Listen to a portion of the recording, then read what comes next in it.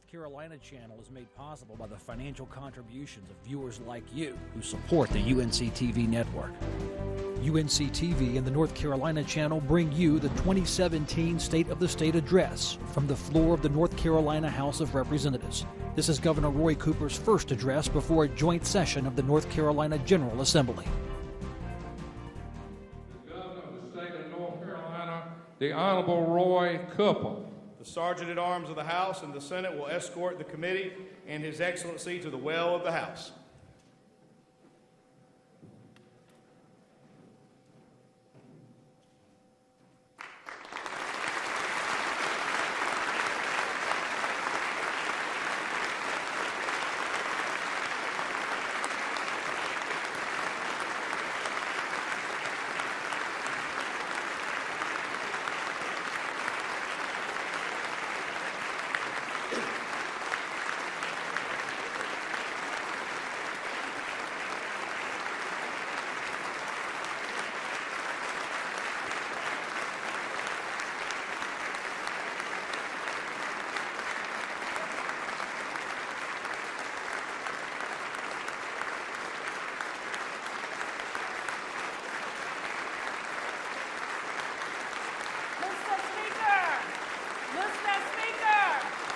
The lady from Franklin, Representative Richardson, is recognized.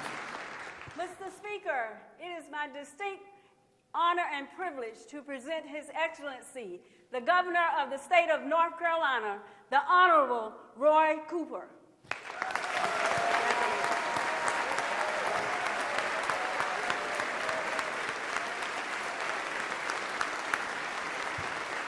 Members of the General Assembly, distinguished guests, His Excellency, the Governor of the State of North Carolina, the Honorable Roy Cooper. Welcome, Governor.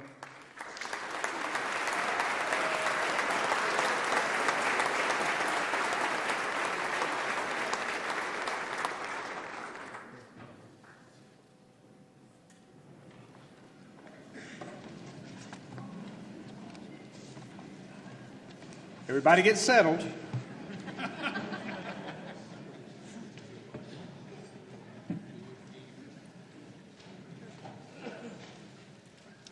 Mr. Speaker, Mr. President Pro Tem, members of the General Assembly, Council of State, Judiciary, my cabinet, and fellow North Carolinians.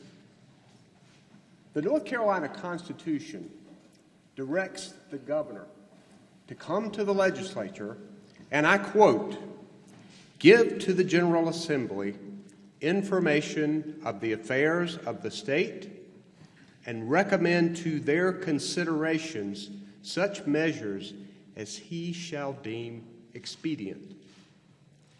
End quote. Our Constitution mandates that we work together to make North Carolina better. And it charges the governor to participate in the legislative process. That constitutional directive and your kind invitation is why I come tonight. I didn't come alone.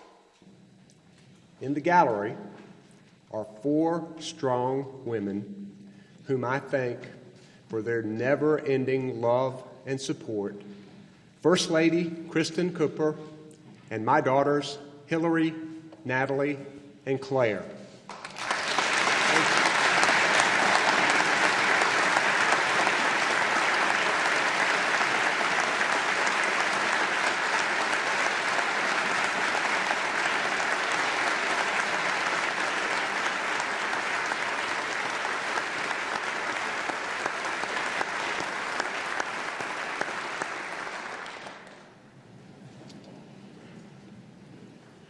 So grateful to you guys.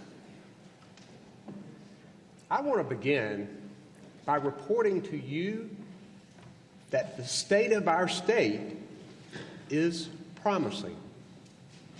It is promising because of our universities and our community colleges, because of our farms and our factories, our Research Triangle Park, our banking headquarters, but most of all, because of the hard-working people of this state who wanted to succeed.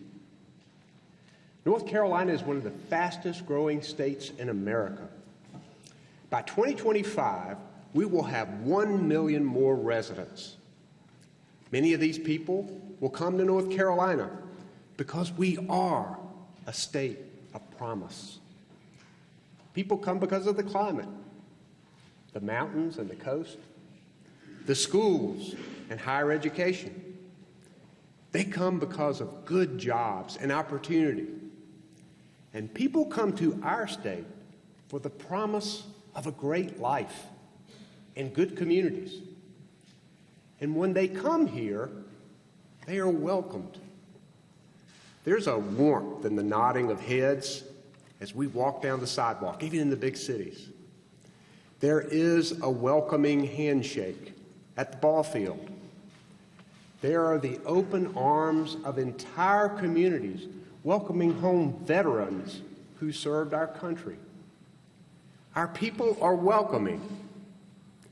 Our people are welcoming. But some of our laws are not. I'm going to say this first thing because of the urgency and to go ahead and get it out of the way. Tonight, I call on the legislature once again to repeal House Bill 2.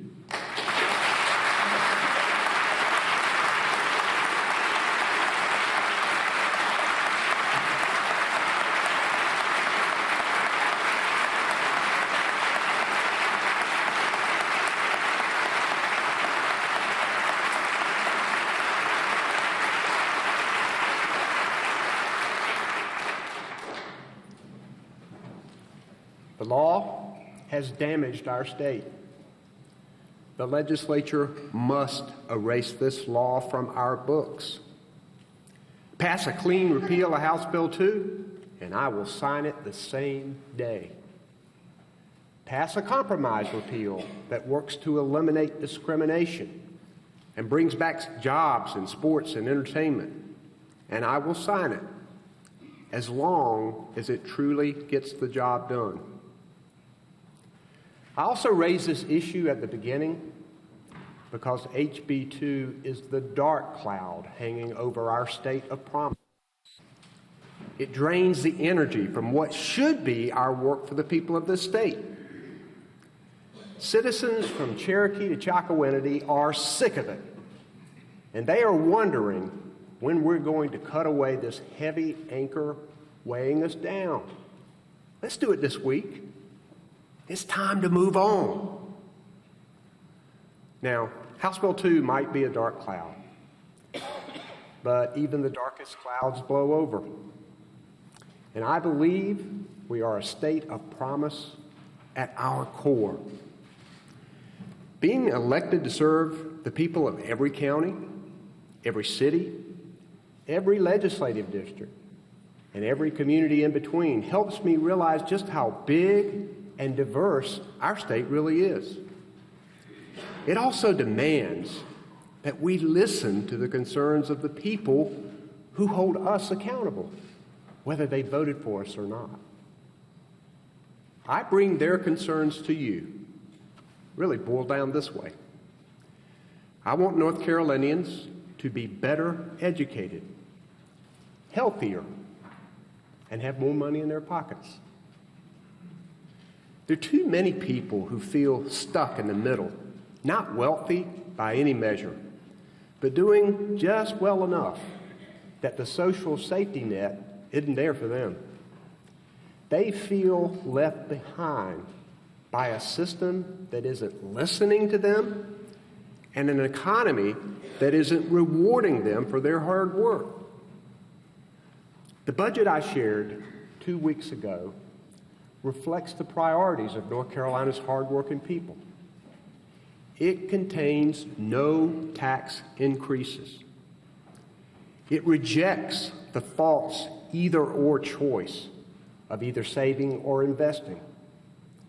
Instead, my budget puts hundreds of millions of dollars in our rainy day fund while still committing to future growth. I call this budget Common Ground Solutions because it contains many areas of agreement. Now, here in Raleigh, partisan battles, power struggles, and lawsuits may grab the headlines. But we have to work together when we can, to look beyond ourselves, to see what's right for our state, regardless of who's in power. That's what the people of North Carolina want us to do, and what common sense demands us to do. So let's get to work.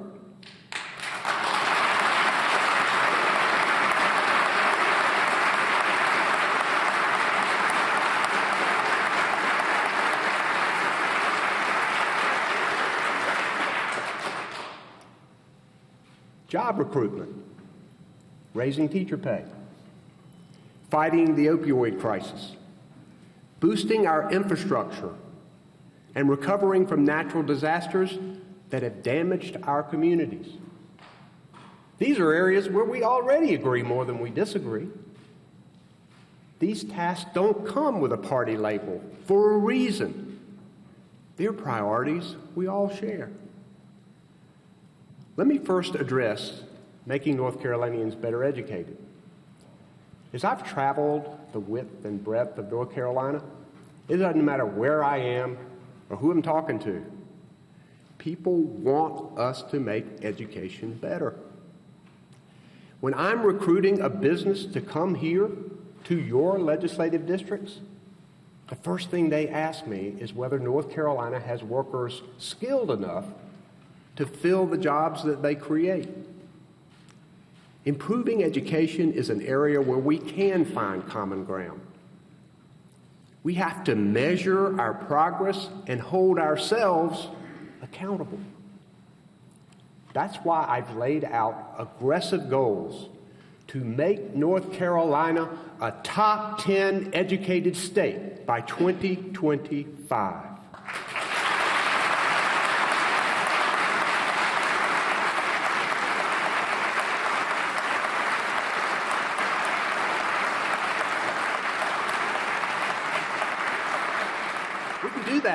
We could do that, emphasizing early childhood education, increasing enrollment in pre-kindergarten, improving our high school graduation rate, and increasing the percentages of adults with a higher education degree. My budget creates nearly 4,700 additional pre-kindergarten slots to eliminate the wait list of at-risk 4-year-olds.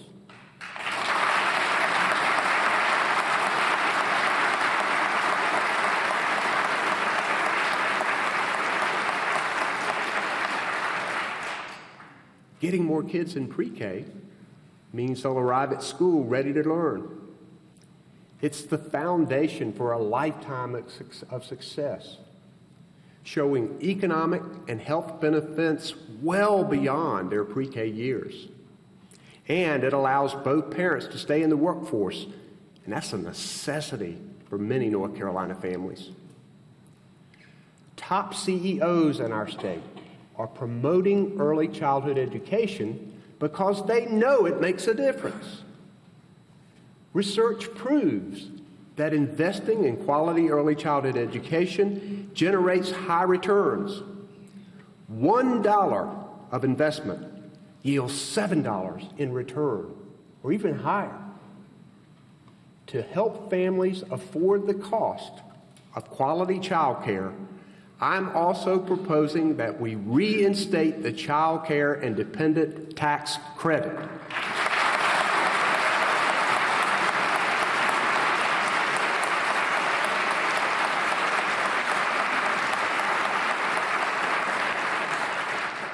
And remember, that also applies to those caring for aging parents.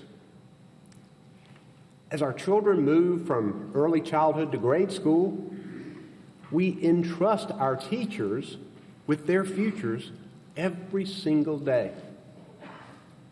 Let's put our money where our trust is, and let's raise teacher salaries.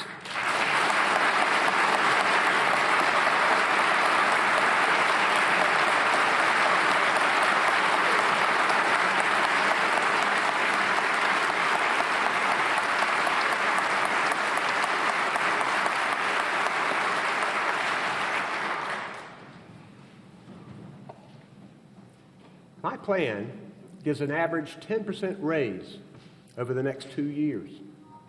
On this pace, we can bring teacher salaries up to best in the Southeast in 3 years and to at least the national average in 5 years.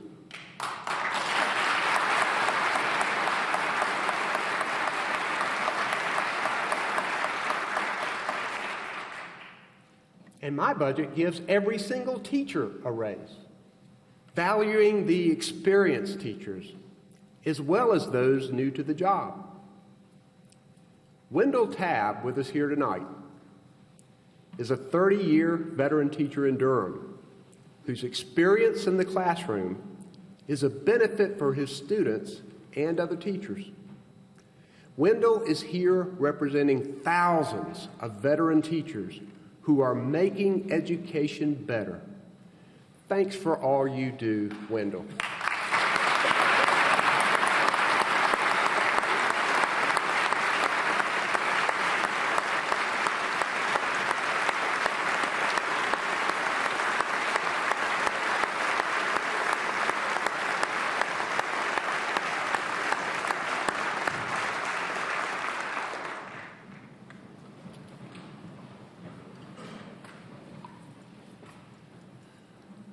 Now, despite paychecks stretched too thin already, our teachers often dip into their own pockets to buy basic school supplies. Wake County teacher Jasmine Lauer, who is here with us tonight, is all too familiar with this crunch. She wants her students to have everything they need. For her, that means buying books for her students online, one at a time, until they eventually have a full set. Jasmine is here representing so many selfless teachers who want their students to have what they need. Thank you for your sacrifice, Jasmine. We're grateful for it.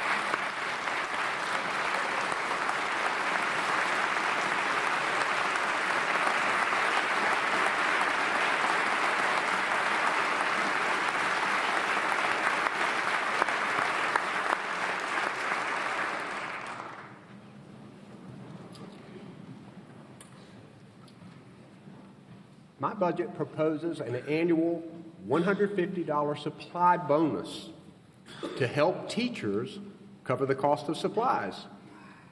It won't cover everything, but it is a tangible sign of our appreciation and our respect. We're also joined tonight by Sabrina Peacock, a teacher from Guilford County. Sabrina entered the classroom as a North Carolina Teaching Fellow and today teaches 3rd grade at Oak Hill Elementary, which is a Title I school, working to ensure that every student has access to a quality education. We must recruit our best students to become teachers. That's why my budget would create $10,000 Best and Brightest scholarships for students who commit to spending 3 to 4 years in the classroom like Sabrina did. I understand some legislators want to do this too. So let's find common ground so we can get more of these great teachers. Thanks for bringing your talents to the teaching profession, Sabrina. We salute you.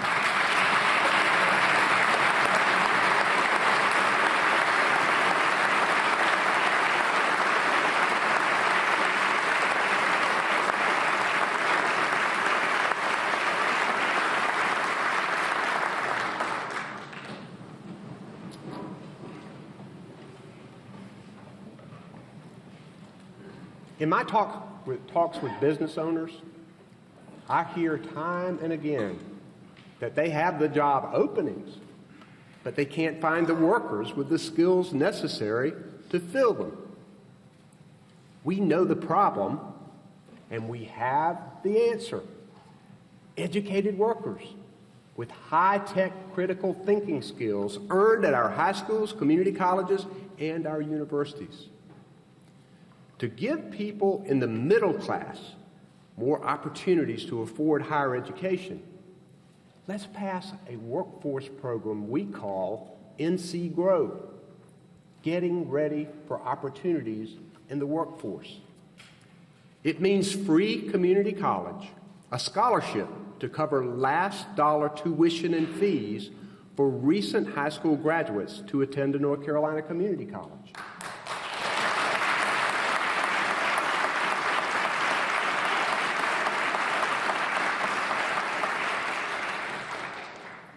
To earn it, young people have to make good grades and apply for already existing scholarships, loans, and grant programs.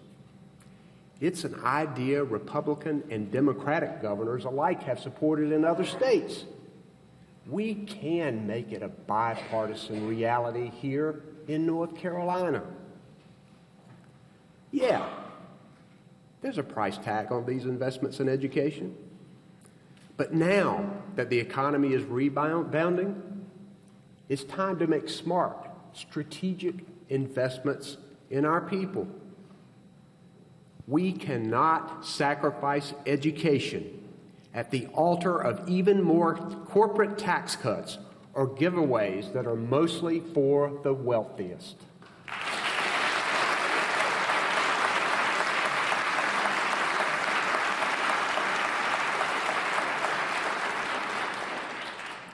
Changes to our tax code need to focus on relief for working families, not corporations and millionaires.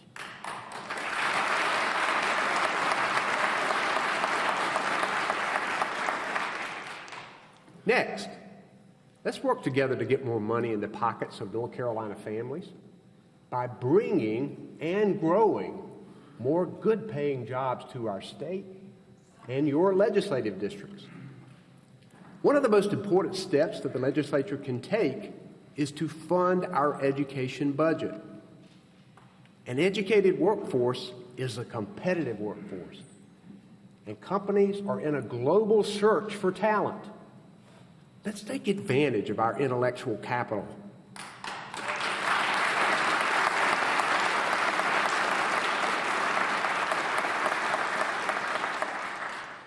There are other strategic steps we can take to make our state more competitive. Funding to prepare megasites to attract large-scale advanced manufacturing.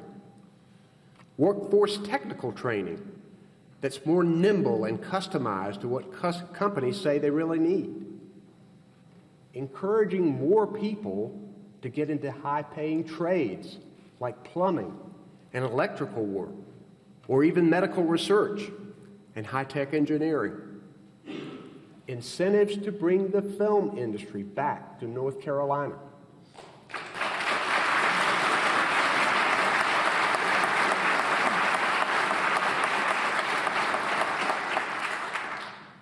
Initiatives to harness the innovation and entrepreneurship happening right now at our world-class universities and in our cities.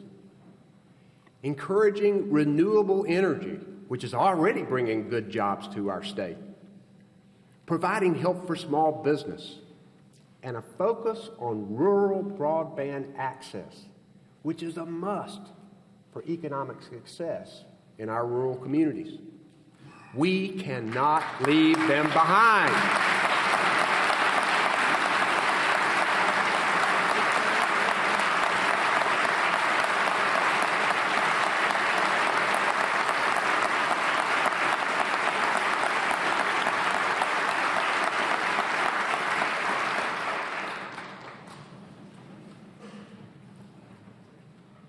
Tonight, we're joined by Charlotte Vick. Vick Family Farms in Wilson has expanded its sweet potato crops in recent years and is rapidly increasing production to meet global demand, including building a new 50,000 square foot packing facility. 60% of Vick Family Farms' customer base is overseas, and access to broadband internet has allowed the company to compete to manage shipments, and to grow their business. We must do more to help rural businesses and family farms grow. High-speed broadband access is key to their success. In fact, it's a necessity in a global marketplace. Thank you for your hard work and for your innovation, Charlotte. We're glad that you're here tonight.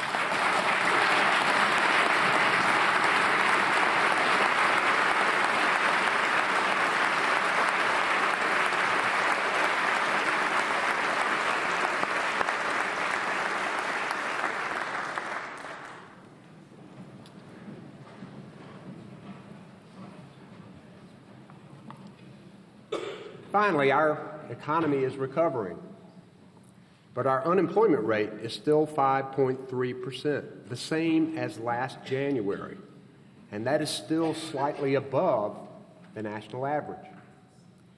Meanwhile, our unemployment trust fund has grown to more than $2 billion.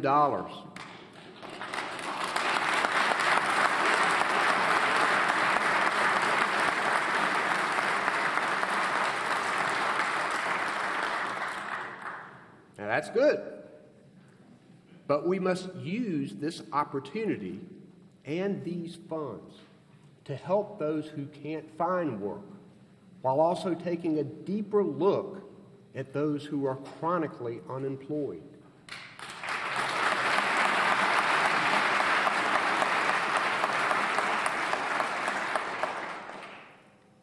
The governor and the legislature need to work together to get better paying jobs for North Carolina. We have good opportunities to make that happen in the coming months. We also need to see that North Carolinians are healthier.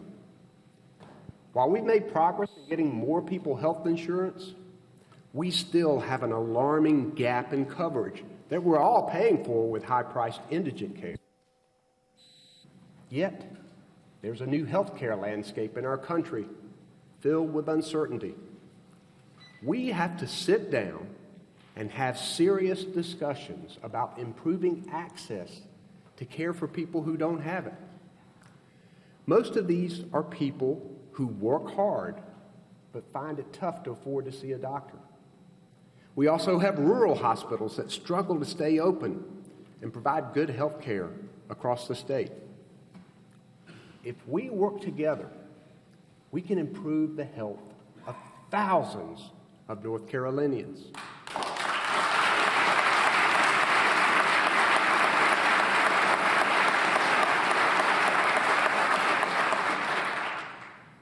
Now, one of the most frightening developments in our country and in our state is the opioid and substance abuse crisis. It threatens lives, it rips apart families, and can create a shortage of qualified workers. In my hometown of Nashville, North Carolina, Police Chief Tom Bayshore is working to combat this addiction crisis. Last February, Chief Bayshore and the Nashville Police Department launched the HOPE Initiative, the first program in North Carolina encouraging opioid addicts to walk into a police station seeking treatment without fear of arrest. Recognizing that addiction is a disease, Chief Bayshore has engaged with the community to eliminate the stigma surrounding opioid addiction and encourage addicts to seek treatment. He knows that prevention is part of strong and effective law enforcement. I'm proud to have Chief Bayshore join us here tonight. We must support this work and the work of those offering treatment in communities across our state. Thank you, Chief, for your good work.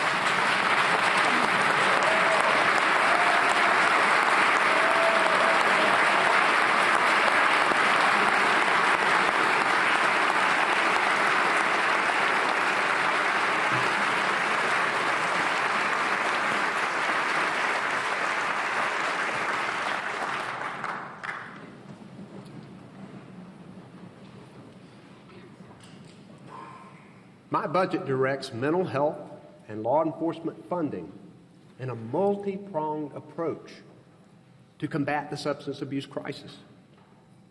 This is another area where we must find common ground to help our friends and neighbors gripped by addiction. Being healthy also means clean air and water. An emphasis on renewable energy can achieve that, and it will help our economy sustain good-paying jobs. We've seen the positive results already. Finally, I urge cooperation as we work to rebuild the thousands of homes, businesses, and schools and roads damaged by last year's storms.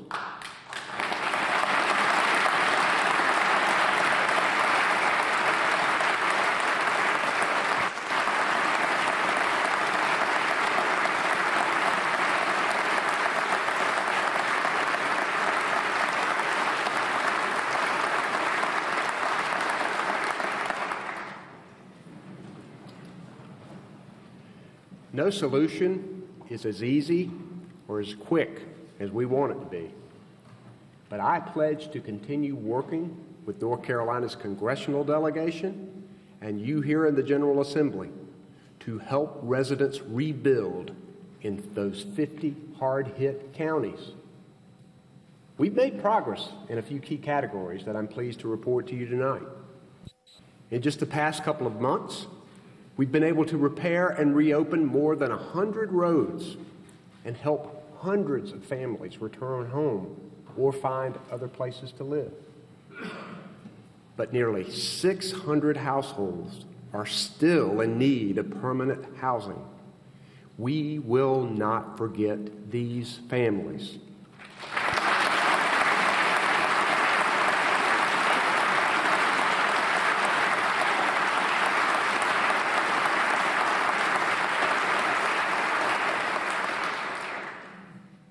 And again, we have to keep working together to help them. One thing that has become clear during the disaster recovery is the lack of affordable housing in eastern North Carolina that has hindered relocation efforts. That's why I'm asking you to work with me to restore allowing the use of federal money for housing so we can start to build our way out of this affordable housing shortage. Tonight, we have a remarkable young lady with us who represents the very best of our state's resilient spirit. In 2015, before the storm, 12-year-old Mackenzie Henson from Grantham founded Make a Difference Food Pantry to help people in her community. After the devastation of Hurricane Matthew, Mackenzie and her volunteers went into overdrive. Following the hurricane, her pantry's shelves were empty, and friends and family members lost their homes. But Mackenzie and her team were not deterred. With the help of businesses and volunteers, they restocked, and they got to work.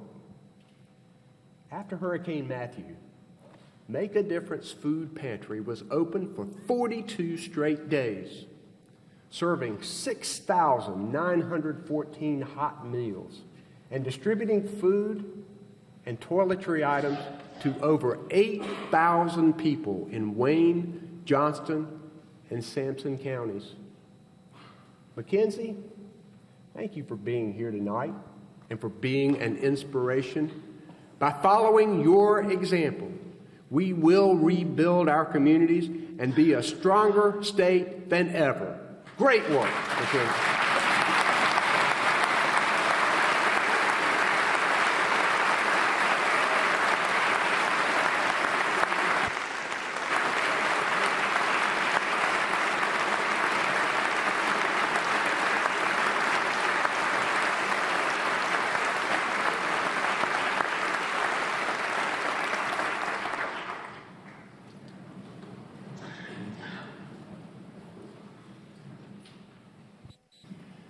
Serving the people of North Carolina is the honor of my lifetime.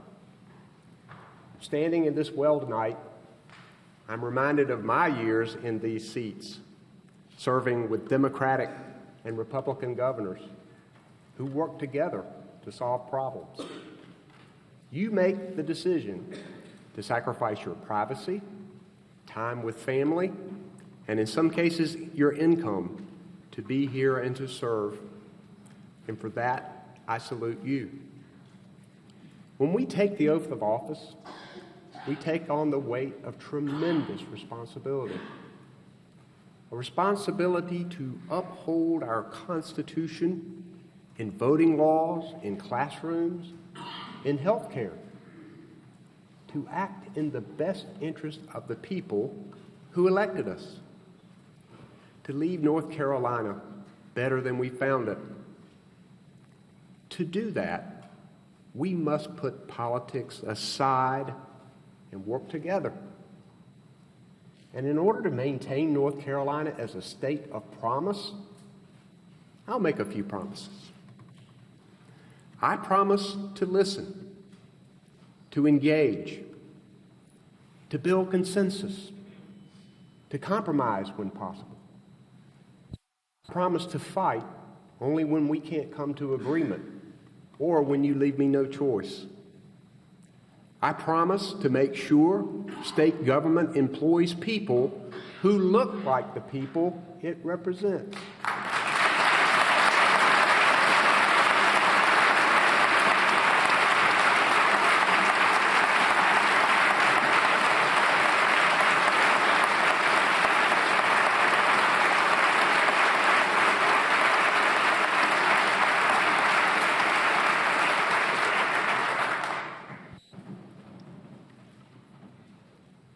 To find the common ground we seek, let's listen to North Carolinians urging us to set aside divisive social issues and political power struggles.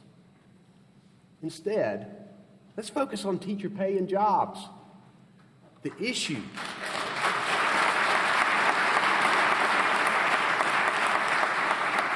These are the issues that families face and talk about every day around their kitchen tables. Back in the late 1990s, this House of Representatives was controlled by Republicans, while I was over there in the Senate, controlled by Democrats. We disagreed and fought, as you can imagine. And I spent many late nights here, talking and negotiating. But we found common ground on raising teacher salaries to the national average.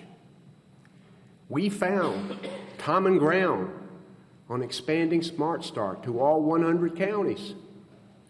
And we found common ground cutting taxes for the middle class. Republicans and Democrats can find common ground if we work on it. We can find common ground on education.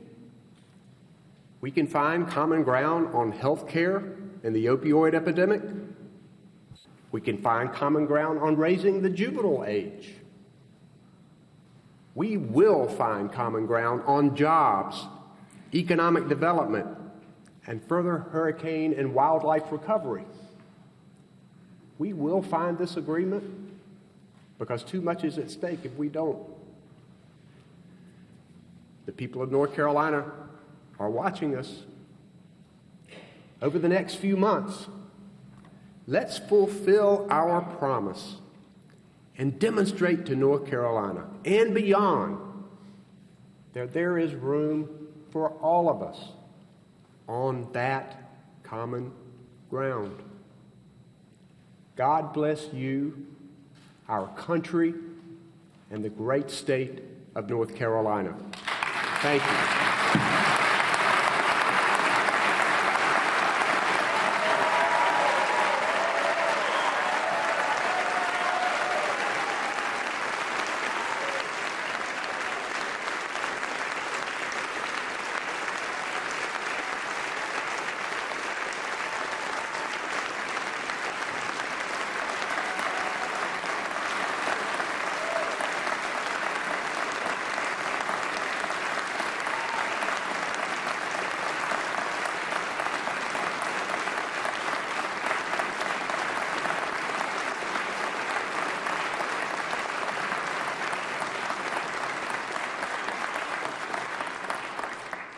Chair directs Senator Brown, the Senate Majority Leader, and Representative John Bell, the House Majority Leader, who are hereby recognized to escort His Excellency, the Honorable Roy Cooper, from the chamber. Thank you, Governor.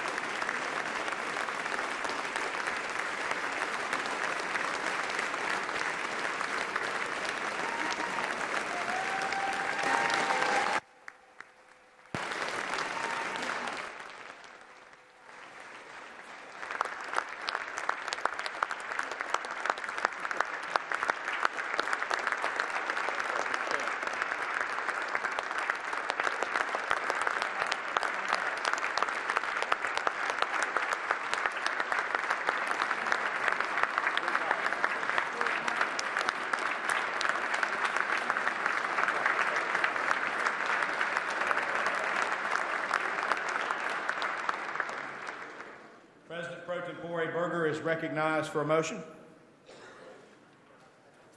Thank you, Mr. Speaker. I move that the joint session be now dissolved, and pursuant to the motion prevailing earlier in the Senate will reconvene on Tuesday, March 14, 2017 at 9:30 a.m.